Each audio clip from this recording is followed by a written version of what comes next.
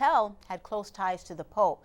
Francis handpicked him to be the church's financial czar and put him on the Select Cardinals Council. Crux editor John Allen joins us now to dig into the impact the Pell case could have on the Holy Father and the Vatican. John, really quickly, your reaction to the news. Well, of course, this has been known for some time.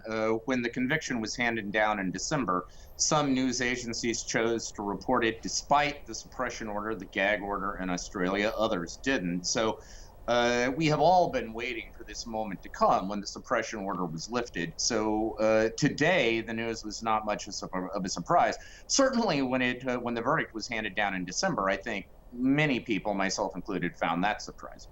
When Cardinal Pell was facing trial, the Pope wouldn't comment on the case. I'm sure you recall that. Here's what he said. Se io dicesse un giudizio a favore in contro del Cardinal Pell, non sarebbe buono perché giudico prima. John, the Holy Father wouldn't comment then. Today, the Vatican spokesman said he wouldn't comment other than calling the news painful until the appeals process is over. The Pope just wrapped up a landmark summit to combat child sex abuse. Can he remain silent about this Pell case? Well, I mean, ultimately, that appeal is going to be decided one way or the other, Liz, and the system will have to comment then. But let me try to read between the lines for you here, tell you what is actually going on.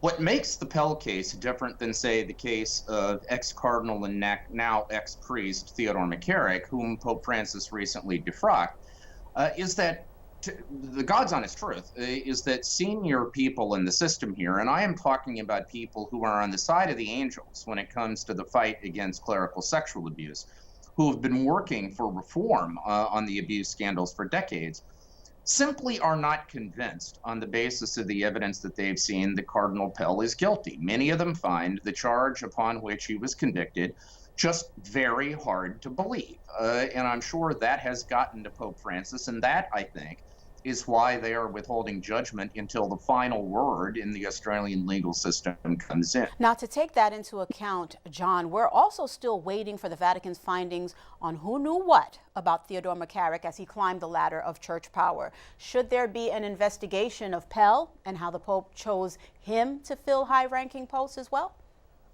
Well, certainly, if that appeal that Cardinal Pell has announced intentions to make, if that appeal is exhausted and if the finding of guilt is upheld, yeah, I'm sure there's going to have to be an investigation at multiple levels. There would presumably have to be a church trial to determine whether or not Cardinal Pell ought to himself be defrocked, much like what happened to Ted McCarrick. And I think there would also be an investigation about who knew what when. Mm-hmm. But again, I just want to inject a note of caution here that there are a lot of people in this town who have been around this issue a long time and who are not inclined to cover up for guilty parties, who are skeptical about this verdict. And so I think some other shoes are going to have to drop, Liz, before we know where we really are in terms of what's going to happen with the Pell case. John, before I let you go, the Pope has vowed to wage an all-out battle against clerical sex abuse. How does the Pell case impact this declaration?